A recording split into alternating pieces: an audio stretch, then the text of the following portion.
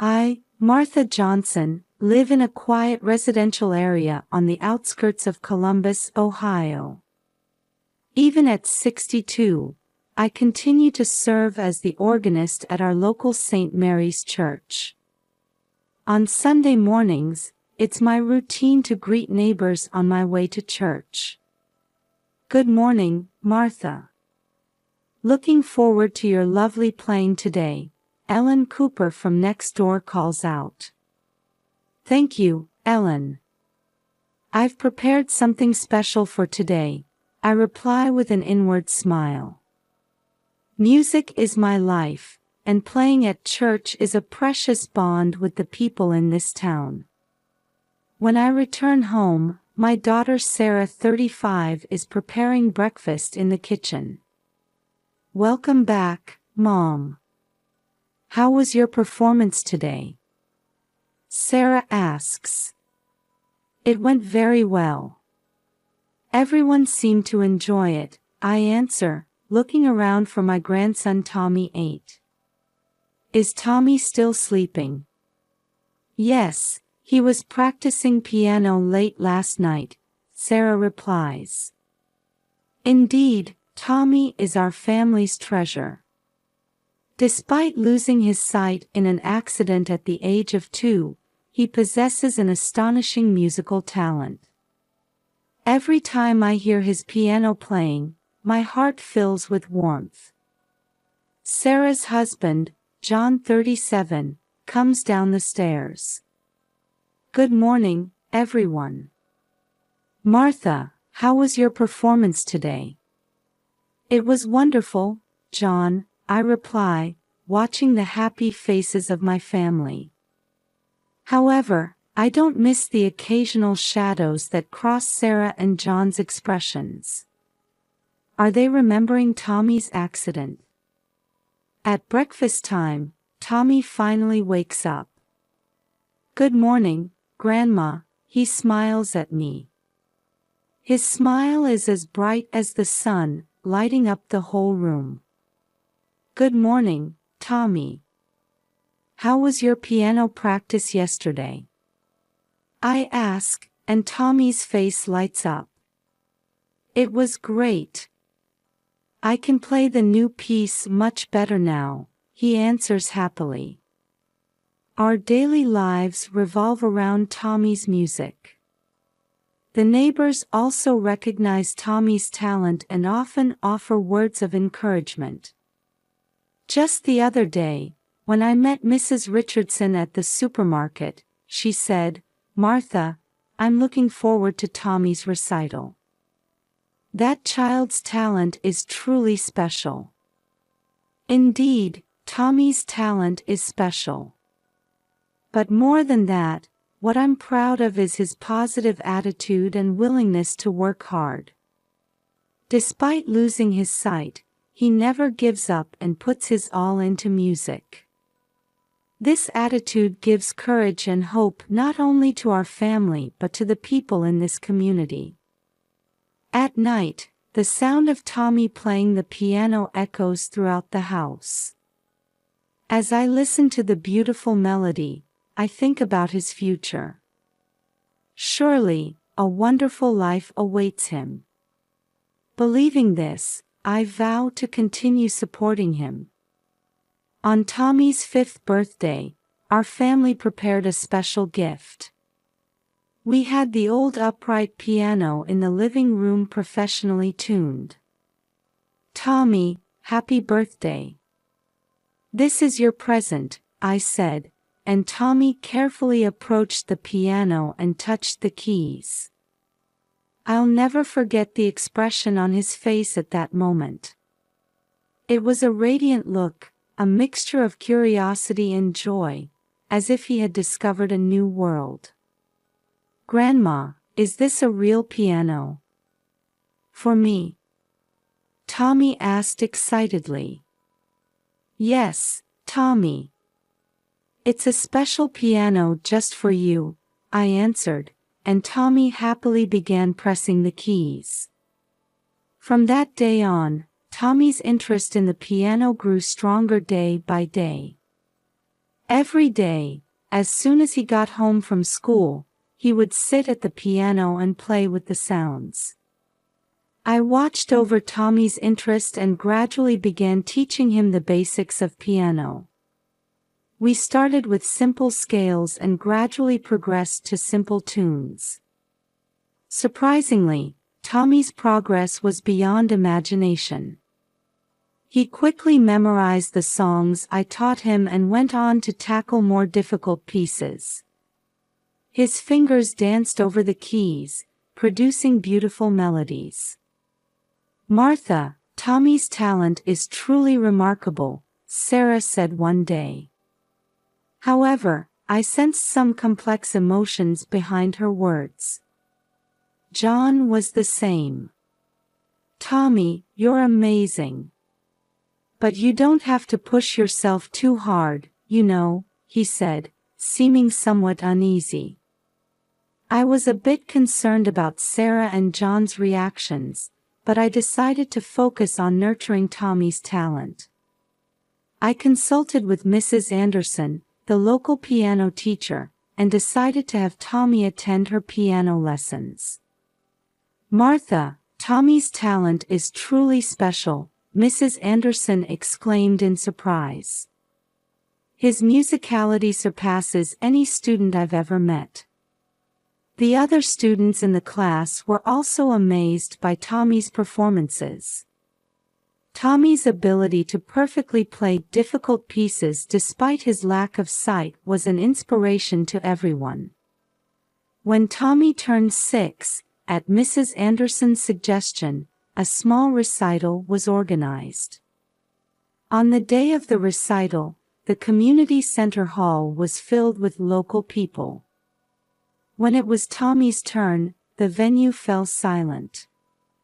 Tommy took a deep breath and sat at the piano. Then, he began to play Chopin's Nocturne. As the beautiful melody filled the hall, the audience held their breath. When the performance ended, the venue erupted in applause. Many people stood up, applauding Tommy with tears in their eyes. "Martha, your grandson is a genius," Mrs. Cooper, who was sitting next to me, said excitedly. "I've never seen a child with such wonderful talent before." After the recital, many people began talking about Tommy. A small article about Tommy's talent was even published in the local newspaper. However, amidst the excitement, I was concerned about Sarah and John's behavior. They wore happy expressions, but they also seemed somewhat uneasy. "Mom, Tommy's talent is amazing, isn't it?" Sarah said, but there was a hint of anxiety in her eyes. "Yes, it really is," John agreed, but his voice seemed to be mixed with complex emotions. While I questioned their reactions, I decided to focus on nurturing Tommy's talent. I believed that Tommy's passion and talent for music would surely brighten his future. A few months after Tommy's small recital, I found a flyer for the Ohio Young Musician Competition. This contest is a prestigious event that serves as a big challenge for young musicians in the state. "Tommy, would you like to enter this competition?" I suggested, and Tommy's face lit up. "Really? I'd love to try," he answered excitedly. However, Sarah and John's reactions were complex. "Mom, Tommy is still so young. Isn't it too early for him to enter such a big competition?" Sarah said worriedly. "That's right. Tommy, you don't need to feel pressured," John agreed. However, seeing Tommy's enthusiasm, his parents eventually agreed. And so, we began preparing for the competition. Tommy's practice became more intense than ever. He practiced for an hour before school in the morning, 2 hours after school, and another hour at night, without fail every day. Grandma, I want to play this part more expressively. How should I do it? Tommy would ask. I listen carefully to his playing and offer advice. Well, Tommy, why don't you try playing this part a bit slower and let each note resonate more? Tommy listens seriously and immediately tries it. His concentration and desire to improve always amaze me. However, as the practice continued, a change appeared in Sarah and John's attitude. The two, who were previously supportive, began to show anxious expressions. Tommy, why don't you take a break now? Sarah began to say frequently. That's right, Tommy. Don't push yourself too hard, John chimed in. I felt uncomfortable with the change in their attitude. Why are they so reluctant when this is a chance to develop Tommy's talent? One night, I overheard Sarah and John's hushed conversation. John, is this really okay? Tommy is. I know, Sarah. But at this point, their conversation was fragmented, and I couldn't catch everything, but I felt there was some serious secret. As the competition approached, Tommy's anxiety also grew. Grandma, do you think I can play well? He asked worriedly. You'll be fine, Tommy. You've practiced enough. Have confidence, I encourage him. However, the atmosphere in the family became more tense day by day. Sarah and John began to show guilty expressions whenever they saw Tommy practicing. Tommy, you've practiced enough. Why don't you take a break? Sarah would say. That's right. Why don't you try getting interested in something other than music? John would suggest. Tommy looked confused. But I like the piano. I want to enter the competition. I didn't understand the cause of this family tension. Why can't they wholeheartedly rejoice in their son's great success? Are they hiding something? On the night before the competition, we had dinner as a family. The atmosphere around the table was heavy, with little conversation.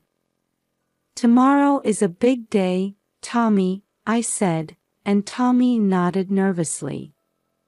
Yes, Tommy.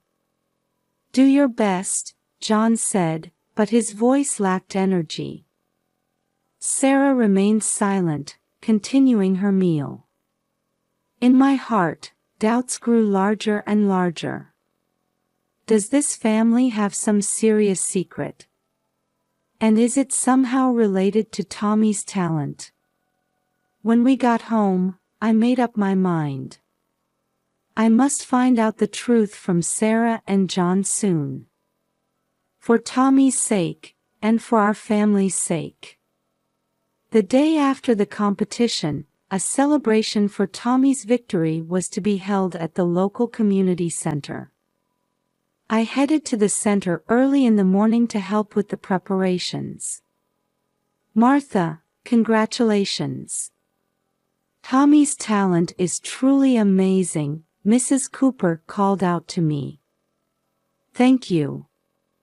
This result is thanks to everyone's support, I replied. The venue was decorated with handmade banners and Tommy's photos, creating a celebratory atmosphere. Tables were laid out with cakes and snacks donated by the local bakery. At 2 p.m., the victory celebration began. People from the community, Tommy's school friends, and teachers arrived one after another. Everyone offered warm words to Tommy, praising his talent. Tommy, your performance was truly wonderful. I'm looking forward to your future activities. Tommy responded to people's words a bit shyly, but happily. However, I was concerned about Sarah and John's behavior. The two were standing in a corner of the venue, looking uneasy. Occasionally, they would look at Tommy with anxious eyes. As the celebration reached its midpoint, the host encouraged Tommy to give a speech. Now, let's hear a few words from our winner, Tommy. As the venue fell silent, Tommy stood in front of the microphone. He took a deep breath and began to speak. Everyone, thank you for coming today. I'm truly happy about this victory. Tommy paused for a moment, and then continued with unexpected words. But there's something I need to tell you all. Actually, the reason I became blind. Tension ran through the venue. I could see Sarah and John's faces turning pale. Actually, it wasn't an accident. My parents intentionally. The sudden confession threw the venue into chaos. People raised voices of surprise, looking at each other. My parents deliberately injured my eyes to make me famous. Tommy's words plunged the venue into complete confusion. People raised voices of anger and surprise, and some even began to cry. I was in a state of shock, looking at Sarah and John. The two were pale-faced and trembling. Suddenly, Sarah cried out, "No. That's not." However, her words were drowned out by the commotion in the venue. The next moment, I saw Sarah and John running towards the exit of the venue. Instinctively, I stood in their way. Wait! Running away won't solve anything. At my voice, the two stopped. Sarah collapsed in tears, and John stood dazed. At that time, someone seemed to have called the police, as the sound of sirens could be heard. The police arrived and began to assess the situation. The officers are trying to calm the chaotic venue. Everyone, please calm down. We'll hear the details of the situation. A police officer raised his voice. Tommy quietly approached the police officer and began to tell his story. Sarah and John, accompanied by another police officer, are being questioned in a corner of the venue. I stood by Tommy's side and put my arm around his shoulders. It's okay, Tommy. No one will hurt you anymore. Tommy nodded slightly and leaned against me. A heavy atmosphere hangs over the venue. People are watching the development of the situation with expressions mixing surprise, sadness, and anger. Mrs. Cooper approached me. Martha, it must have been hard. Is there anything I can do to help? Thank you. For now, I just want to stay by Tommy's side, I answered. The police decided to take Sarah and John to the station. As the two got into the police vehicle, I watched with complex emotions. Anger, sadness, and a strange emptiness fill my heart. The victory celebration ended in a way no one had expected. People quietly left the venue, but with great shock. I hugged Tommy and began preparing to go home. The days ahead will certainly not be easy. However, now that the truth has come to light, we must take a new step forward. What will Tommy's brave confession bring to our family?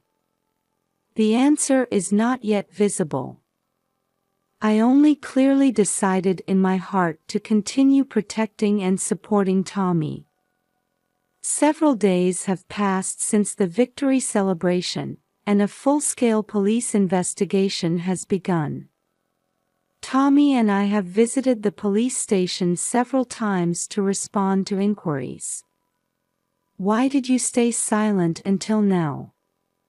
When the detective asked Tommy, he answered in a small voice, "My parents threatened that if I talked, they would put me in an institution.